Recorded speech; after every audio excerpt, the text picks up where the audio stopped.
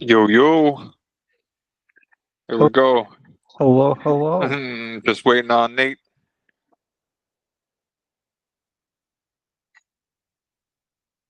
Hopefully he was able to get everything Hopefully.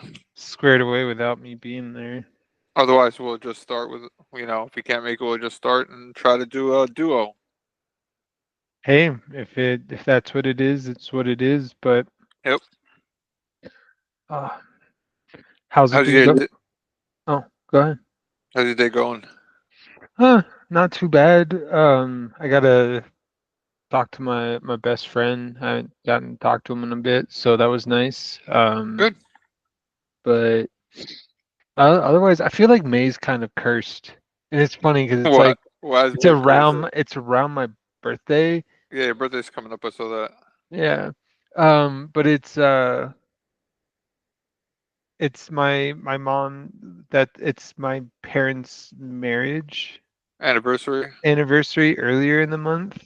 Hmm. And then it's also around when we did her celebration of life after she passed. Right. So it's like it's just and then like I have like two good birthday memories. Everything Okay. else is just like so it's just like May just kind of a wonky month. Alright. As cliche as it sounds, it is what you make it. And sometimes, yeah, you can have a bad day, a bad month, a bad year. Ultimately, how you handle it is the way that you'll set your future up.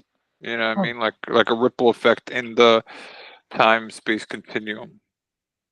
oh yeah. I think it's for me. It's always been one of those things where it's like I think of it like I be having hard times or going through that struggle or that suffering isn't bad because to me again like I've preached about like almost way too much. It's that it's a great time for introspection, that reflection of, you know, processing what I'm feeling and then how do I grow and, you know, move forward to the things that I want to do in life. You know, what is it that I want to get from this life that I'm living and how can I use this experience to grow and move towards that, even if that changes and I go a different direction or whatever. But it's, you But see, know, that shit causes that extra existential dread because then you're like, what the fuck do I do? You know what I mean? Like, not everybody's set in their ways to be able to recognize their purpose, or whatever. well, And I so people think, just get stuck in that loop of trying to figure it out and end up in the shit end of the stick, and you know how that goes. yeah, it's not, it's from a philosophical perspective at least, like, because my my journey with it was without knowing all the terminology. I think as a kid, I was a very like nihilistic person. Like there is no intrinsic meaning to anything. It's all just you know, it's none of it Oh, matters, that kind of stuff, right? Like it was all I can say is maybe because yesterday I was talking to a kid that was on his little Jesus shit, and you know, even as dedicated as those mofo's are, I won that conversation easily. But it was just the point that like, nah, like it is all of it and none of it at the same time. So to sit and be like, maybe it's like this, maybe it's like that. It can be. It doesn't have to be. There is no set right or wrong, and there is no like set God or master or plan or any of that. Or it could be all of it, and you just have to figure out which one suits you best. right. But I think it's the way so as a kid at least, it's this idea of like I think nihilism is attacking nihilism is a point of addressing that in a way where people would use like God or some other thing to justify meaning, purpose, and existence. It was a justify like in a way that it's a justification for existence, while nihilism is that there is no sort of plan, purpose, or justification. But I think then at least to me, I feel like Yeah, but then even there's if you serve no purpose, you're still serving a purpose. So there's no well, way around it. it's a well, yeah, and to me though, that's where I think the jump and where I saw my next transition into it was like into existentialism and into a bit of absurdism through like Camus, but this idea where it's like there with a lot of the people in that space that at least I looked into, it's this idea that well, nihilism, okay, if I accept that to be true, that's still not like a satisfying answer. It's not a conclusion. It's just but in a way, it's also liberating because to me, the next step is that I am retaining my authority of meaning and value. I am an agent, a conscious mind that can assign meaning and value to my own existence. Okay. And that kind of like, you know, just to segue a little bit from that, you could also look at Satanists, right? Because Satanists just believe that they are the makers and creators of their own world reality and who they are, and after that, there's nothing, right? And it's kind of the same thing as what you just said, but in spiritual slash religious context where it's saying that yeah, maybe none of it matters, but at least like I'm in control of everything and all the things that matter to me. Well, when it comes to like spiritual and religious context, it all kind of boils. It just depends on a sort of. I think with existentialism, nihilism, those sorts of things, it's addressing like a almost like a metaphysical concern Mm.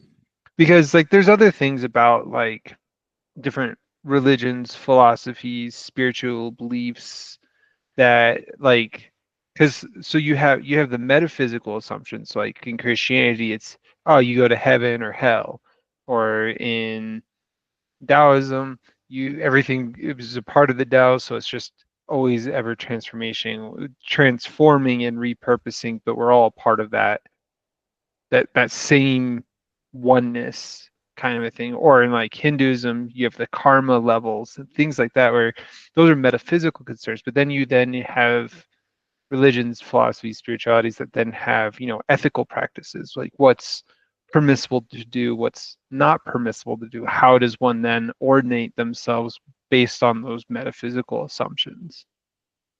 And I think that's where that dread comes from, is just being stuck in that loop. And ultimately, if you don't believe in nothing and just like you're born, you live, you die, then no, you still serve a purpose, because after your body dies and you decompose, you continue going through the cycle of life through other living things. And even if it's not a creature, it's still some sort of microorganism that's alive because of you. And Right. that's the crazy part to think about. But I think, at least for me though, like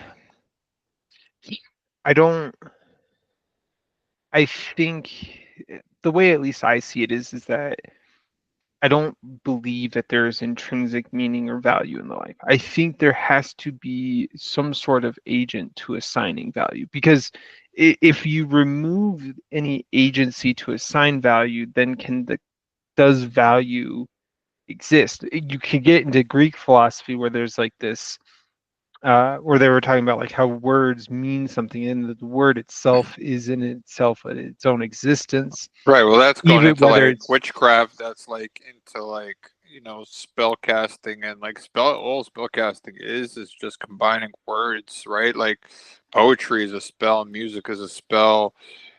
Declarations, statements are a spell, and that's why the Greeks were kind of trying to evolve that kind of thought. Like, oh, we're going to build these temples and with these mythical creatures or gods or goddesses that we've never seen before, and say that we're going to devote our lives or our beliefs to this thing, and if we do this, that happens. But cause and effect is going to happen outside of the person physically being there. And that existentialism still is there, where it's like, oh, like, do I control the weather because I went to the temple, or does the weather control me, or like the gods control me, and how does that happen, how does that work?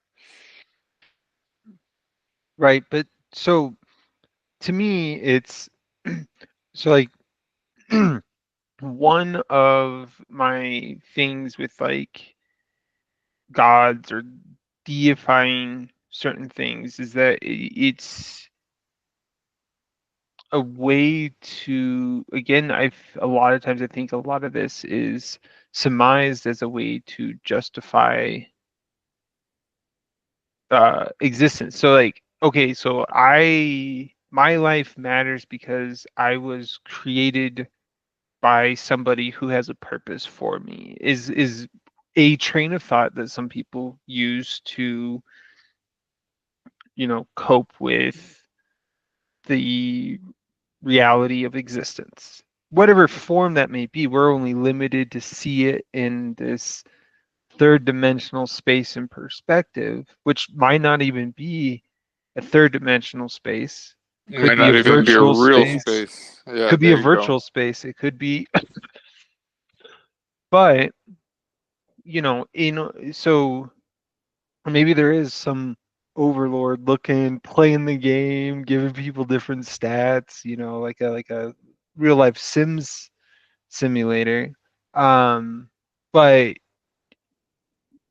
to, I think for me, a lot of it was kind of finding that own individual power of like, I don't need something external of myself to justify my existence.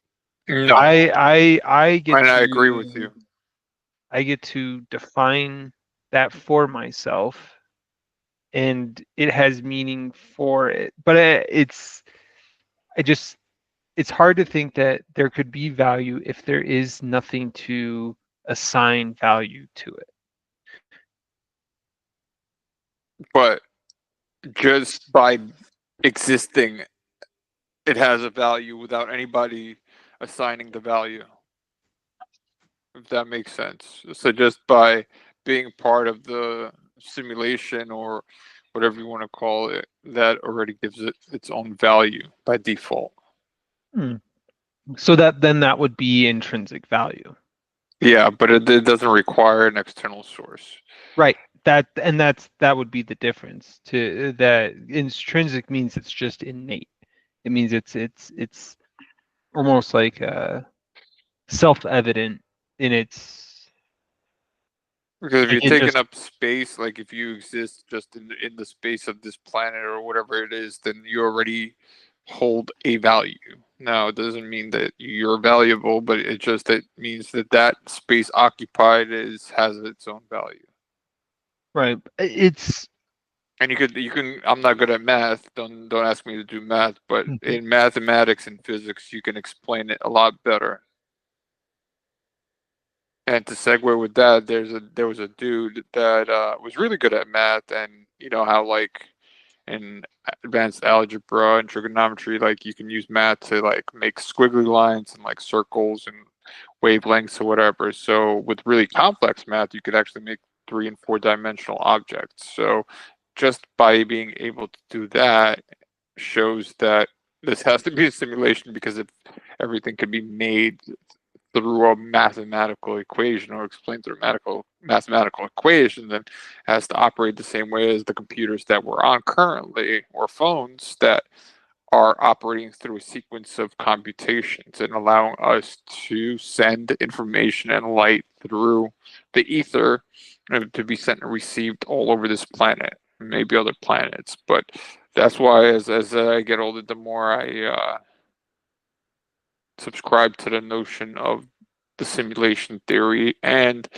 if that is true, then that more subscribes to what you believe in as far as, you just kind of exist because in simulation, the Sims, and they just exist. And that's it. Like they serve a purpose for the creators of the simulation, but they don't serve the purpose for the simulation.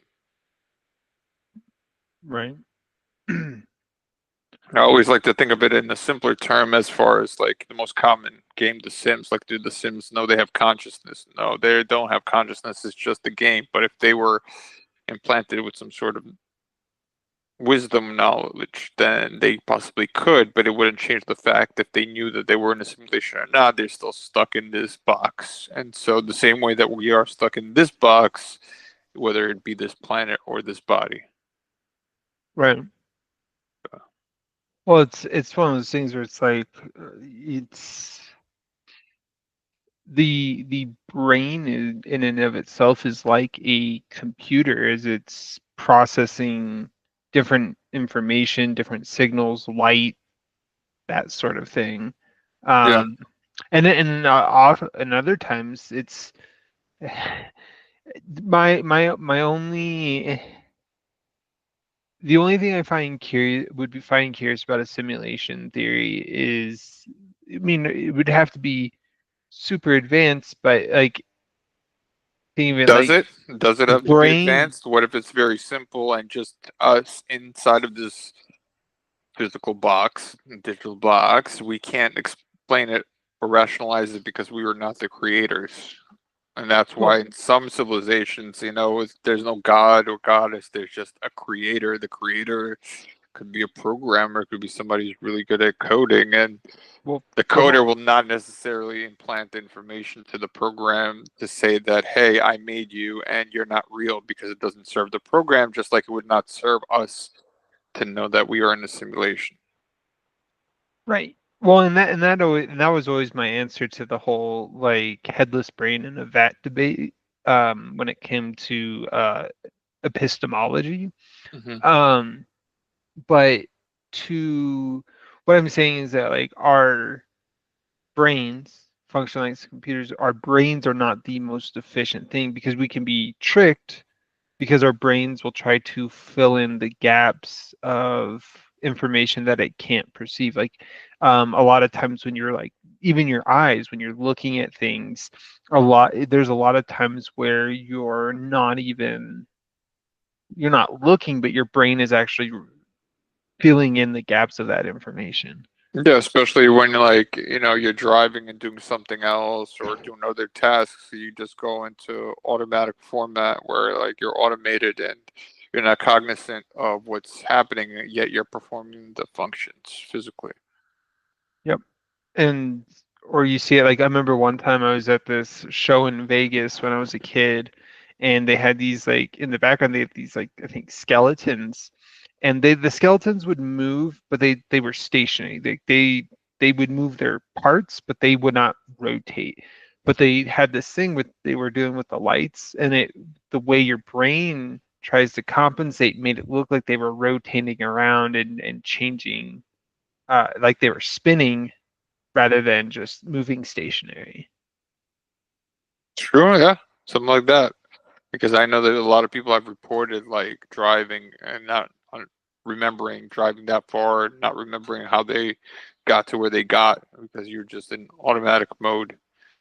I think as we progress in this simulation or this life or whatever it is, and more information is found within this matrix, if you will, you find that more of the things that seems supernatural or theoretical are actually true. And I think that's when a lot of people are going to start to exit because, like that movie said, people can't handle the truth, and it's true because I've been living this life for a very long time, and motherfuckers hate the truth. They hate being told exactly what it is because they've been brought up in an environment where they're pacified through lies or have truths or not even being communicate exactly what's happening to protect their feelings and emotions. And I deviate from that every chance I can to be as honest and truthful as possible to myself and to those around me. No, and I agree because I think there you also see it with like the way culture is shaped around like there's a lot of shame or humiliation to being wrong. There's this drive to always be right, to be, you know, Politically correct. yeah, 100% one all the time. And I think there's not a lot of room to allow people to fail, make mistakes, grow, and become better from it. You could see it, Yeah. and I think that also helps pigeonhole people, you know, philosophically, spiritually. I think socially, it's because like how many people are afraid to really go out and say anything? You have things like cancel culture where it's like, oh, you said this one thing we didn't like, and now we're just gonna. Yeah, but I think that's slowly like dissipating and we're also in an interesting time. But I also think that like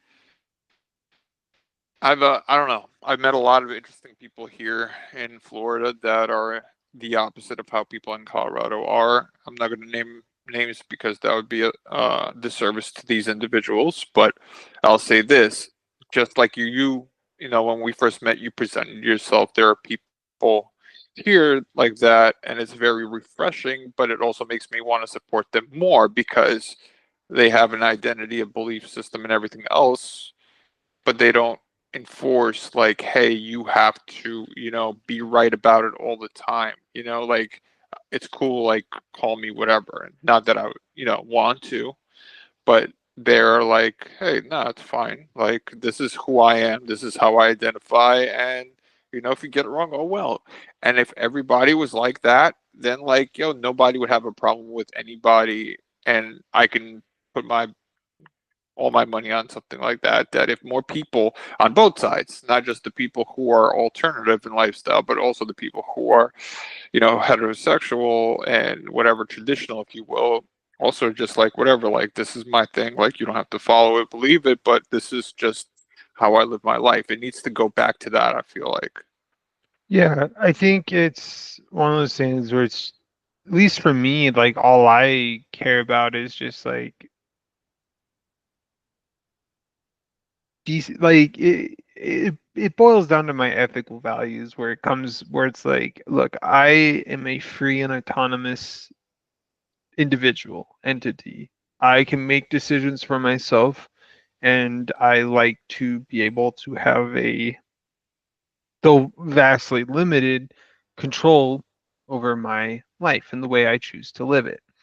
Obviously, I'm not free of consequences or things like that, but in that pursuit, I ought to respect other people's pursuits of their own things because it's like my autonomy begins and ends with me. It doesn't, I can't just, do something to somebody else because I want to. That's not, because then Right, but it's just more of just being like accepting, but also not persuasive. And I feel like a lot of people from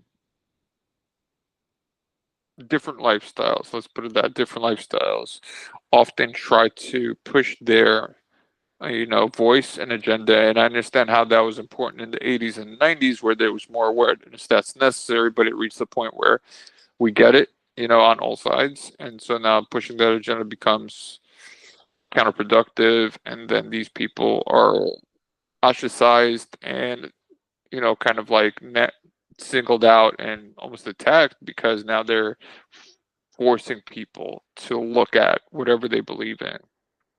That goes for right. religion, that goes for lifestyle, that goes for all these things. And I think those are the people that are not trying to support the cause, but have just such low self-esteem or such low character, personal character, that that's all they can do with their lives and with their purpose is to try to be the loudest person in the room or in the city or in the state so they get more attention. And so this way they're kind of like, verified and forgot the word, but basically Validated. validated. There you go. They're Validated. Thank you.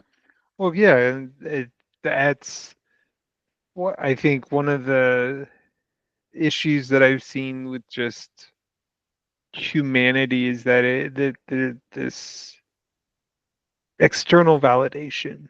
It's why I don't really subscribe to this sort of that like intrinsic meaning and value. Partially is because it's trying to validate outside of myself.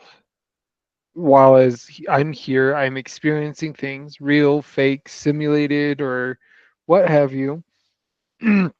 But I get to find meaning in the things I do, the people I meet, the relationships I build. I get to choose how I live this life, and so it's kind of going back to that self-validation or that self-love kind of a thing where it's not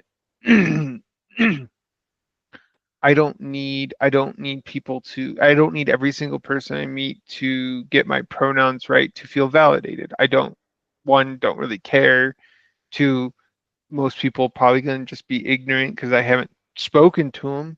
I mean, Mhm. they don't know. How are they supposed to know Right. without, you know, any context? They're just given their visual cues or But also whatever. you have, a better self-esteem about yourself, or if not that, then you just have a strong moral compass and you understand who you are and what you believe in, where these other people don't, and they've never been validated, they've never had good self-esteem, they never had any of that. And so because of that lack, they use the one thing that they can, weaponize or defend themselves with, and go out there in the world and force people to look at them and say that they're accepted and loved and blah blah blah, and you're not an ally, then you're an enemy. Like that's the craziest shit I've ever heard in my life. And I've heard a lot of people from the alternative lifestyle side were like, oh no, you have to like support us, you have to be an ally, otherwise you're just like them, you're da da da da da. And I'm like, whoa,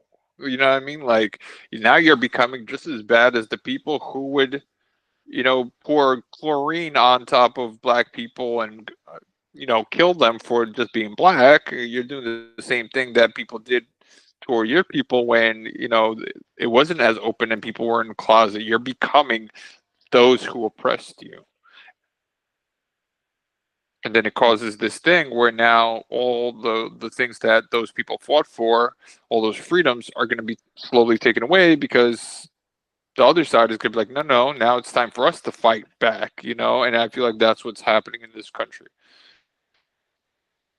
Right. And I think part of it, I think, also comes from one of a philosopher that I have more recently gotten a little into reading, which is, oh, I'm probably gonna mispronounce this name. It's Heidegger. Um, No clue. it, but there's a quote from him that I really like where it's talking about being authentic in an inauthentic world, where it's Okay, like I I like that. think because like how many people, and that's where it kind of goes to, I think, on many moons ago on a podcast where I talked about like where it comes to the thing with like for a price, like everybody has a price to something. I think for me it's to sunder my I don't think there would be a price for me to sunder my authenticity. Now my authenticity, there might be things where like, yeah, I'll do that for an extreme amount of money because it's still within the range of my authenticity. Now, Mm, but I I don't know. wouldn't. I feel like people would sell their authenticity for the right amount of money too. Oh, I think most people do. I think it's, I mean, Here, because a good example of that are streamers that make a lot of money because that that's not who they are, but they created this persona that ultimately possessed them, and then they became this thing or this person or this caricature online, and that's kind of like what you're talking about, like like changing your authenticity for the almighty dollar. right. Though and in some cases you could look at, depending on the types of streamers, that some people do put on, a persona or do that sort of thing. And I think some people might just be themselves, or some it could be seen as like an art, because if you think about like actors or actresses, they're providing a form of entertainment. Are they Yeah, but these people are not inauthentic? really acting, they're just changing and flowing for money. In other words, they're sacrificing their dignities and their personal characteristics or lifestyle for the purpose of making money. There's a good Black Mirror episode if you have Netflix that for this season this year that came out, and it really touched on that. Touched it in both ways. One of it was what do you do when you need money, and then what happens when you do the things You're that you're you talking about the episode where he has to keep paying to keep his the wife. subscription, yeah. Yeah, And I so saw that that was a good episode. example because ultimately at the end, you see what happens when, he was trying to do the right thing for money and it became the wrong thing and it didn't serve anyway. And I think that, Black Mirror to me is like the Aesop fables and the Norse mythology of our time because it's trying to teach us a lesson through modern day problems. And I think that's beautiful because it says like, yo, yeah, you can do these things for money, right? But it's not worth it at the end, no matter how much money you make or what do you need the money for, because you're sacrificing your dignity, your job, your relationships, everything. Right. Well, I think it's one of those things where, like, I mean, that's one of the things with capitalism in general, no matter what it is, whether you're just selling your time. So when it comes to streaming, they're providing entertainment because it to me at least it seems no different. Like, have you ever seen those like Japanese game shows where people go on to basically get humiliated to make Do money? wild shit, yeah. Yeah, but it's like, what about that guy who goes to his 9 to 5 who gets, harassed and by his boss and doesn't and is miserable and is It's debasing worse. themselves for And then like, even less money. yeah, Yeah. that's good that you brought that up because as you're saying that, I was thinking about the jobs that I've had in the past where I was like, fuck. Like, okay, the money's okay, but like this is some nasty shit that I'm doing, you know? And then if you compare it to people who are like chugging hot sauce for $100, like, hey, the hot sauce chugging might be a little bit better than crawling through a hot, you know, attic and installing insulation or being covered in heat resistant fucking adhesives that doesn't come off your clothes or your body for weeks. Right. Or you have, I mean, if you just look at it, like $100 to drink hot sauce, which takes you like what, 5 minutes 5 minutes. to do, you get the hot sauce, pour it, drink it. $100 in 5 minutes versus somebody working like $15 an hour. They're gonna be sitting there working what, six six plus hours just to make the same amount. Yep. And in a money driven world in which like everything's sort of a pay to play. You want the fancy sports car and the nice house and the arm candy wife.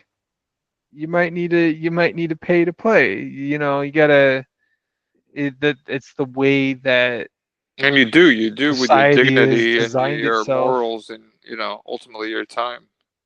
Yeah, I mean, think about like, and people exploit that too. Like you have people like so. I've seen it in a lot of different ways, but one of the ones like it's been going on since the dawn of time where people have been exploiting other people's success or struggling. I remember I read this article about, you ever watched the show way back when called like Extreme Home Makeover Edition? Yeah, yeah, yeah. It was hosted by this guy named Ty Pennington, and they would go in and help out these poor families rebuild, remodel the house to try to like help them out. And they would enlist like the community to come in, like people. So it's like free labor. They build these houses, but then But they're making money off them by making this show, yeah. right, but it got worse. So what they did after that was that they would then so these families were already struggling financially. They do all this work on the house, which increases its value, which then increases its property tax. Taxes, yeah. So what happens is then these houses go into foreclosure, go bought out by the banks, and then who comes in and takes it? Believe it or not, the people who made the show That's crazy Extreme work. Makeover. And so Yeah, that's you're wild. hitting, and then you see it today where it's like you got all those influencers or streamers or people where it's like they go out, they're filming, like the homeless people or things like that, and then giving them nice things or giving them like, charity, but then turn around and making 10 times as much on the back end from doing it. And they're now posting these people and their unfortunate circumstances Yeah, and and I've then seen a lot of those, and like a lot of people don't realize that they'll just give them likes and views, and not realize that, like, hey, do you understand that this streamer make like 10,000 a month, and then they're like, oh, here I'm gonna videotape me giving $300 to this poor dude that's like gonna spend it on meth or whatever, and the cycle just continues. yeah, it's why I liked this one. There's this one guy out there.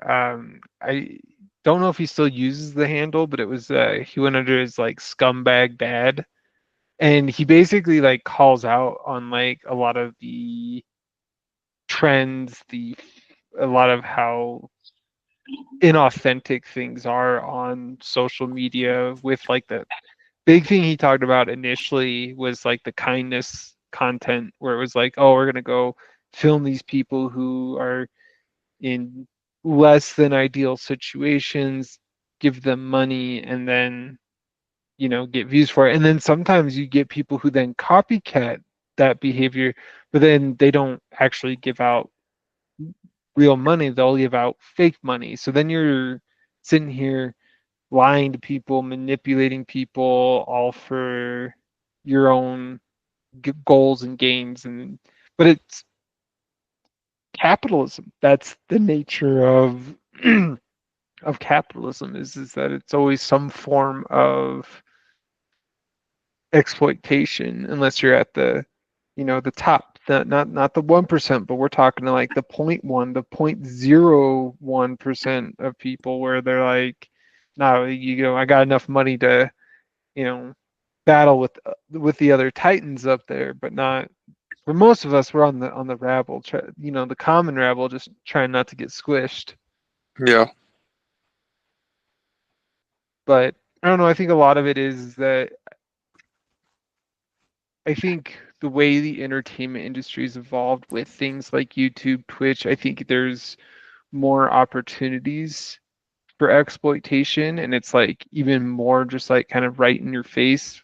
But you still had stuff like that in like Hollywood, stuff like that, where like people wanted to become famous, and then you saw with things like Harvey Weinstein or Or P people, Diddy. yeah, with people who would use their position, power, and influence to exploit others for their own gain and desire. Yep. Yeah, there was a streamer or like video YouTube guy that would like go to Mexico or other like third world countries and like buy these people a new food card or something like that house, but like they were like, oh, because of your donations. Well, shit, that means you're making money off of your channel, but you're also taking money from other people and then using that money, not your money, but that money to buy these people things. And you're like, oh yeah, like such a good kid or such a good thing that you're doing. You're helping. And that brings me to my own kind of dilemma is like, why choose that one person, right? Like, how many people can you help, or how many people need help, and you can't help them all? Why are you going to single out just that one individual? See, if it was me, uh, what what I would do is I would take the you know if I was making money doing like streams or whatever content creating, I would have enough savings so that if everything were to go to Kapui, I could retire and not have to worry about it, right? But if I was that at that level of success, I would probably try to run like organizations or foundations to then help distribute money out on larger scale projects to help more people in different areas, right? Like Yeah, one of the ones I would really want to do is to start a way to have like like some kind of community gardens or ways to get fresh produce to food deserts where fresh produce isn't readily available, right. like something like that where it's like now it's not just, oh, I'm not making a video of it, I'm not trying to make money off of it, I'm taking the money that I've earned and then I'm trying to then spread that out and help people on a larger scale without trying to make more money off of these people. Like it's to genuinely help them rather than to fuel my own agenda. Yeah, because ultimately that makes it like prostitution. Exactly. Yep. It's a form of exploitation. I think one of the things I think is would be I would be crazy to see with the way things are nowadays, just as a trend and change, would to be with when it comes to online content creation, monetization, things like that with like children. on Yep. YouTube or Exploiting TikTok or them. thing like that, well, making sure that they're not being exploited and that their parents aren't exploiting them. Because like you see all those like family channels and things Yep. like that, where it's like, well, Where the kid is sick or something. Yep. that or like they're do the kids because they're a part of it, should they not by protected standards be entitled to some of that compensation too, because they're putting in work, they are doing something that, and then they might not necessarily get to consent to being a part of. Yeah, and then they're like, "Nah, this money goes to the family, or this family go, the money goes to us because we're the caretakers." Like, yeah, that's exploitation. Absolutely. Right. Or even if it's like, well, part of the money that they get for that just goes into a trust that they then have access to at 18 when they're an adult. Right. Cool. But at least then they're still getting something for the work that they, like I just, it's one of those things that it's like, I'm curious to see how those things will evolve, especially as we get, in governments, not just in the United States or but globally, because it would be a global issue, Mm-hmm. um, where it's, as we get some of those older generations out of office and younger generations in, I wonder if we might start to see changes to new mediums of which like humans talk and navigate, like with the evolution of like the internet and things like that. Yeah, but I think it's like an American problem, right? I don't think it happens all over the place. I think there's other countries that have stricter regulations, but also the people have different morals where they wouldn't do that, to their kids or themselves. Yeah. Well, and some people don't, they don't, they're culturally speaking, they're not as driven by it.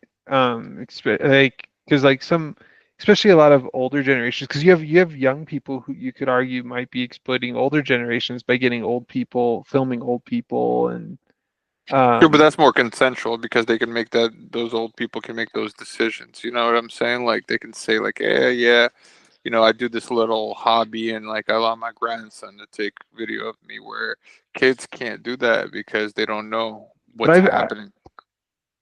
I don't remember like the name of the person or anything like that. And but there's so like an example though that I've seen is where you have this old lady who has dementia, is very sickly, mostly confined to like a bed or a chair, and her family member who's taking care of her makes videos about it to that. But if she's not of sound mind, can she really still consent? It's still a Right. vulnerable person, just like maybe people with special needs or, depending on where they fall on that sort of autism spectrum. That Yeah. people may not be able to fully consent to being a part of certain things or don't fully understand what it means to consent to certain things.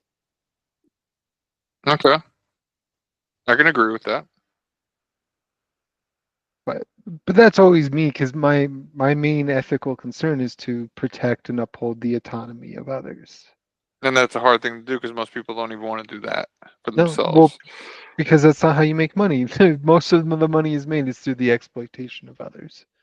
Yep. And I don't, I want better for other people. I think that it is possible for humans to do better. But I think people love, some people love misery, and that's why they won't. Well, the problem is that power is intoxicating and can be corrupting. And so when people get it, they feel that they're better. They feel elevated. They get access to more things than other people, so they feel that as if they're better because of it, right? Hmm. And you have people who worship these people. You have people worshiping the billionaires, the celebrities, the streamers, YouTuber, what have not, And that's Um, got to be like a crazy thing, right? Because if you're the person being followed, worshipped, or emulated, you don't care about those people at all because you've already made it. So they hold no relevancy or space or care in your world, reality, or mind as to what they think about you, or what people think you should be or should not be doing. on an individual scale, yes. I would say on a larger scale, depending on what, you know, area you work in, it's, think of like even Elon Musk, who runs, well, he did, who knows what that guy's doing up about right now, but you know, people's reaction to it, to his behavior and the things that he's done, lost him money. So True. on a larger scale, they'll care, and I think that's where like a lot of people who don't sit on those higher thresholds fail to realize is that the power comes from that unity, those decisions that made as a group. But we get all those divisions, all the infighting. Oh well, you're this group, or oh you're that group, or oh red this or blue that, or rainbow colored this or black and white that. And so it creates this divided. So there is no united front to fight back that exploitation because like I think I mentioned this last time where like with the civil rights movement, one of the reasons why the civil rights movement was really successful, at least from what I have seen in my own personal experience with movements today, is that civil rights movements had leaders. They had Right. people that the masses would follow behind and be led by people who were well spoken, intelligent, and people who were united about changing a cause and a condition. But without that leadership, it's just messy. It's just it's a mess. Like it's why like nowadays when it feels like oh people are going to a protest, it's just a bunch of people gathering. But Just what it parading. They're not even like, protesting per se. They're just there as a group because they feel like it's the virtuous thing to do. right there, and there is no. I find that there's a lot of lack of plan of action too, because like the civil rights movement, there's certain things that were clearly what they were trying to get rid of. No more division between black and white spaces. No more discrimination against. I mean, it still happens, and it's never hasn't been fully gotten rid of, but like work discrimination or you know educational discrimination, things like that. Like there was a set plan. There's things that they wanted to change. They had, but when you're just like this is bad and we want this to stop, how do we get it to stop? What are these things that Nobody acts on that part. what Everybody just has these voices and ideas, but never acts on the part of like, what do we need to do physically or, you know, otherwise to change the situation that we're protesting. well, and one of the things like I've learned like especially in like the working whether it was in like in the corporate world or the military or the various jobs I had, it's like hey, whenever I realized I would get a lot further, I was like, hey, here's this problem. Here's how I think we can fix it.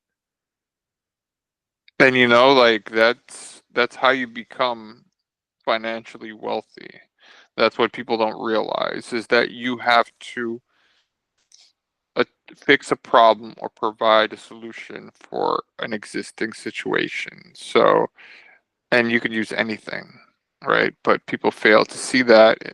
And I'm just segueing to the, money and business areas where it's like, oh, I want to open up a dog daycare. Well, how many dogs are in your area? Do people want it? No, but I want to open up a dog daycare. And then they wonder why their business fails. Or they're like, oh, I'm going to open up a bakery. Well, is there a lack of bread in your area? No. See, like, so the way that a lot of people became wealthy is, especially the super rich, is to solve a problem for the masses, right?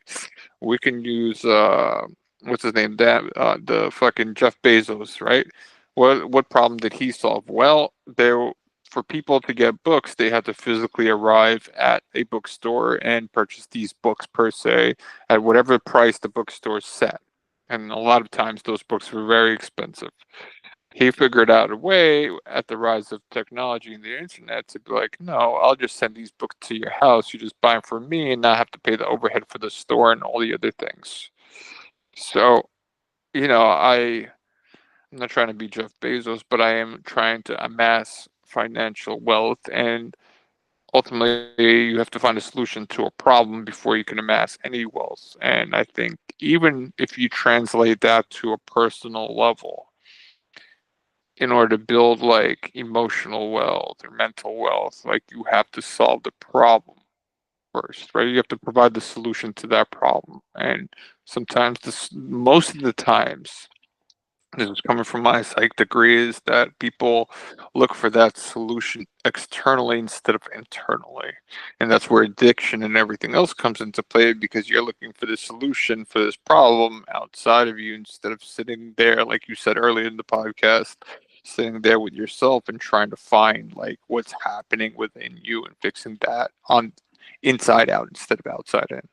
Oh yeah, absolutely. Because one, and it's the thing that you have the most agency over is yourself. The could your I can't I would be I would it would be nearly impossible for me to sit here, find something that you and I disagree on, and then me sit here and try to get you to change your way of thinking or believing about it, right?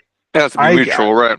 right. And so it's one of those things where it's like I might not be able to change other people through, the way I've always seen it is like, to me, it's always the best thing is to try to show by example.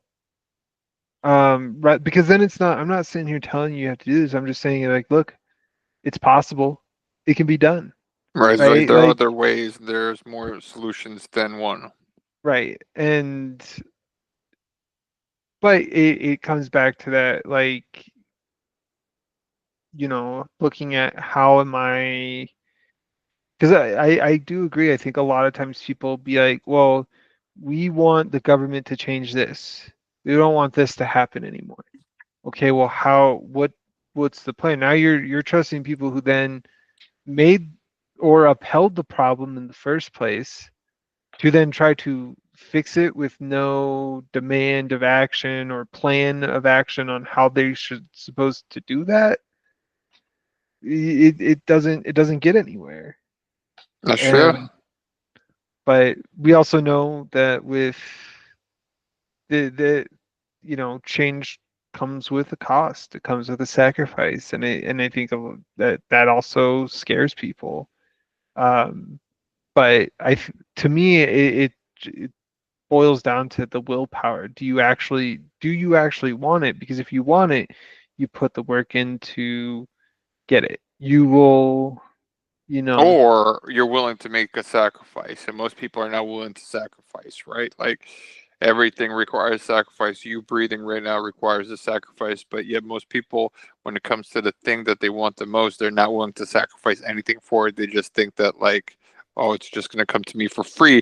And that's why we have problems and disagreements in politics and in this world, because people think like, okay, yeah, I'm going to fight for trans rights, I'm going to fight for LGBTQ PRS rights, but all I'm going to do is show up to the protest with a flag and maybe a sign and, dressed the way that I want to be dressed, and that's it. No.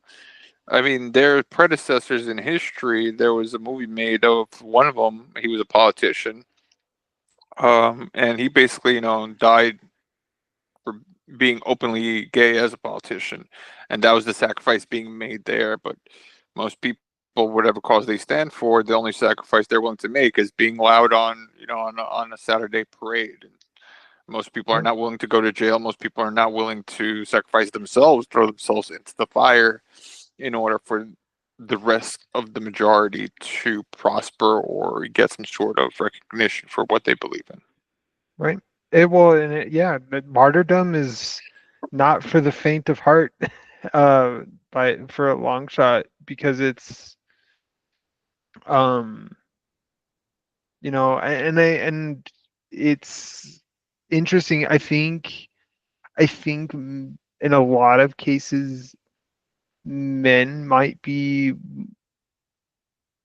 likely because of how men are raised to like taught But about I like think it's sacrificing genetic, and I themselves also for think that's why the majority family. of the military is male because they know, they understand, we understand that sometimes you gotta give yourself away for the greater good of others, and that's just the male genetic type of character.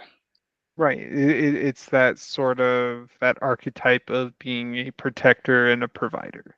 Hmm. And part of that role can in certain cases by playing that role you could find yourself at that crossroads of martyring yourself to be that But it is, defender even and like, even if you're provider. not dying, you're sacrificing your time, right? And I feel like because people don't appreciate it, that's why you have so many people in the armed forces that have psychological issues because they don't understand that, hey, this was given at free will for the better good of others. Whereas most other people just think that, it's not a big deal until they have to do it, you know? Well, and Uh, I think a lot of people it also gets hard when it's the issue with at least the military examples that it's not even that it's for the betterment of others a lot of the time. It's that it's at the betterment of corporations and the United States government and personal. which is also a corporation. Right. Well, because like if you think about like us going to Iraq was all just it was Money. a vendetta and yeah, money to then exploit uh Iraq afterwards because like I've mentioned before about with the whole IMF, the World Bank, those loans, the structural readjustments, and what that effectively ends up doing to a country. Yep. Um, why there will always be some sort of militant activity in Afghanistan because of opium growing because well you can't grow anything else to compete because now you're forced to import produce or goods that are that are subsidized because Yep. America is one of the only countries that's allowed to subsidize its own farmers. And Yeah, then there's accounts of soldiers that served there. Obviously, I'm not gonna put nobody's name in jeopardy, but I know people who were over there, and primarily their job was to protect those fields, and those fields had nothing to do with America until you start realizing how much of the epidemic, as far as drugs is concerned in America, have an impact on the economy. And most people would think like, oh, it has a negative effect, but no, it actually has a positive effect on the economy because it fuels counselors, doctors, policemen, judges, lawyers, correction officers, and everybody that works any place around those that I've just named. So it actually creates an economy. So it's actually in the best interest for the for people to be addicted to drugs as far as the government is concerned because it creates services, subsidies, and boost their pockets and economy. war is profitable for certain groups and Oh yeah. companies and things like that. Um, and then you have it's a lot of it is in the interest of like you could look at it through so you can see it in almost every industry though like look at the food so there's a few main component players in like the agricultural industry you have Monsanto. China.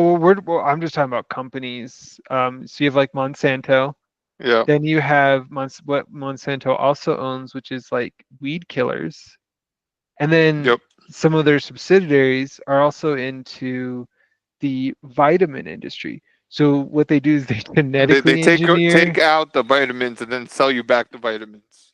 as another way to get more money out of Yep. you. And then you have like the government also has created and sponsored and supported different sort of criminal entities, whether it's terrorist organizations, the CIA funding. Beyond Uh, supported, they created them. yeah, The Contra was created by the CIA.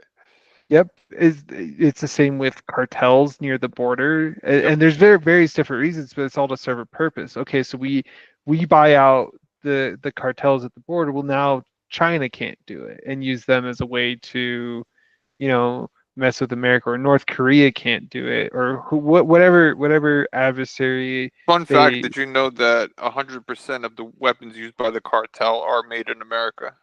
Yeah. Not 90, not 80, 100. All of them are American arms that are sent over there. Now, you would think like maybe Russia or other, like you said, adversaries. It all comes from here. It all gets sent here. And when, every time that there was a leader or a dictator in other countries, what did the United States do? They went in there, they pumped the local armies with the proper munitions, and got rid of the leader in every single country. Recently, Syria, Assad was a Russian fucking appointed leader, and America didn't like that, so they bombed the shit out of it. And eventually, they sent a militia, a coup over there to overtake him, or they overtook him. Russia, rescued him, and that's the end of that. Now Syria is free game to that whole Middle East section. The only problem is that Israel wants it, other countries want it, and now it's creating this vacuum. But that's exactly what the United States government wants, because now creates tension and it takes the focus away from other things that are happening because of the United States government. Yep. Well, and a lot of things are a lot of conflicts in the world nowadays are a lot ever since like the Cold War, a lot of wars in other countries are proxy for fights. Right. So when we go and invade Iran or Syria, Well, it Iran's next, but it's not going to be invaded by America because Trump understands the implications of that. because And that's why he it's said, you know what, fuck related to Israel, like Russia, we're not going to play that game over there because no, it's not worth it. right? Well, and it's so for the longest time, it was so like if you look at like So North and South. Iraq didn't have shit. They had a few tanks, a few planes, but mostly Saddam did not have the military that they made him out to be on news agencies to us, Or the weapons of mass or destructions. the weapons of mass destruction. However, Iran does, and I remember 15 years ago when Iran kicked out the United Nations nuclear inspectors. They're like, "Fuck out of here! Like you can't come here." Based on the sole fact that they were making uranium weaponized, and they do have nuclear weapons, and they do have a strong air force and military and allies, and so they the American government understands that if they attack Iran, it would cause such chaos in the Middle East because Iran has friends in the Middle East, Saudi Arabia for one, and Afghanistan and other countries that would jump on that back, and that would be the last war this world will ever see. And obviously, like you said, Russia plays a big hand in it too, but that's a Well, you different ball game. you can see it in other places too, where it's like, North Korea and South Korea is just a proxy for America versus China. Yep. Same with, I think, what is it? Oh, what's the there's Because is it China, Taiwan that China always wants to take? yeah, And then you have Singapore, yeah. Vietnam, which is I Well, still China think, gives weapons and money to North Korea, yeah. and that's like a known Well, fact. fun fact, we also give money to North Korea. Yeah. And so if you watch the I think we're about to be due for something soon with them because what it is that it I think it's every so many years, basically when North Korea starts to run out of money, they threaten America. Yeah, yeah. They're like, we're gonna send America a fucking missile. benefits off of it because now the American people are going to be scared Yep. and worried, and so they're going to now rely more faith into the government because, oh, we're now under threat, we need the government to protect us. The government pays them some money, and then after a while, after because every time you ever see it, you'll hear about it for maybe a few months at most, and then Yep. all of a sudden, nobody's talking about it. North Korea's not trying to bomb us anymore, supposedly, It's true. and they got their payday so that they could keep up the charade because Yep. it's mutually beneficial. Yep. And that's how the war machine keeps turning. Same. It's the same with the cartels, all the other fighting, the war, and it's about Well, look, control. look. So yeah, same. The cartels, Cuba. You could look at so many other countries until the United States covert government appoints a leader of their liking. Like Argentina was a fucking shithole, right? And Salvador was a shithole. And then like some leader eventually came to power, and then the United States left them alone, and now all of a sudden they're allies, and they're sending immigrants to their prisons, and everything's all good. You know what I mean? But it's not Uh, all good to the people who live there. It's just all good as far as diplomatic, financial things are concerned. as the powers to be deem it to be beneficial. It's not beneficial isn't necessarily like when saying beneficial, it's through the lens of a person at that point of power rather than what is genuinely good for the for humans, for people, for like because otherwise if everything was in earnestly sought for the betterment of humanity, the world would not look the way it does today. It's true. I mean, we have the resources to feed the world. We do, but we use a lot of it for other things, or There's a it lot of gets it for the waste, war machine, for the military, ballistic missiles and shit. or just in like, I think most of our, produce production goes to ethanol and feedstock. It's not even going to feed people, it's going to Yeah, feed corn.